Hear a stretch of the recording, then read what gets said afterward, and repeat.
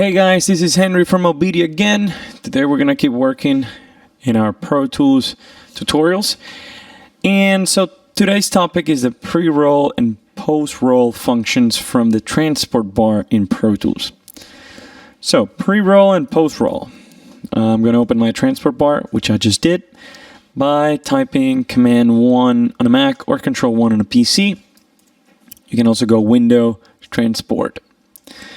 So pre-roll and post-roll. First of all, how do you turn them on or engage them? You just simply click on pre-roll, click on post-roll.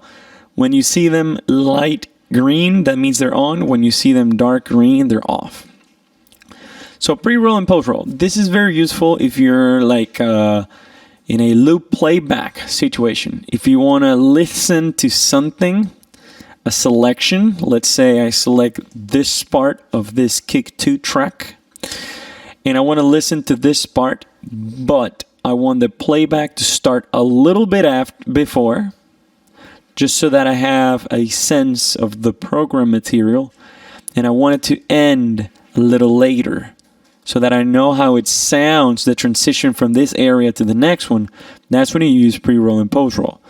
So what you would do here, you would select an area, you would turn on pre-roll, turn on post-roll, and here you would select the length. So for example, the pre-roll length, how early do I want the playback to start before this selection? Well, I want it to start a beat before. Well, how late do you want it to stop playback after the selection has ended? Well, I want it to stop playback, let's do 2 beats after the selection ends. So you would do the selection, right? You would select here loop.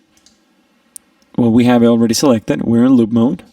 And we would press play. So what's going to happen is, even though I have this selected, it won't start playing back here. It's going to start a beat before. Okay? And even though the selection ends here, the selection ends in 1, 3, 2, 40, it's not going to end there. It's going to end 2 beats later. Let's give it a shot. And there you go. So, do the selection, press play, and it ends a couple beats before. You see? It ends 2 beats later, and it starts 1 beat. It ends 2 beats later, and it starts 1 beat before. You see? So 1 beat before starts, goes through, and then 2 beats later, it stops. So that's pre-roll and post-roll. Now, another useful feature about pre-roll is recording. Let's say you're trying to punch in, okay? Let's go ahead and select our quick punch mode by simply right-clicking on the record and selecting quick punch. It's already selected, so we don't have to do anything. It's already in quick punch. And let's say we want to punch in right here, okay? This is the kick drum. We want to punch this area here because let's say this was not good.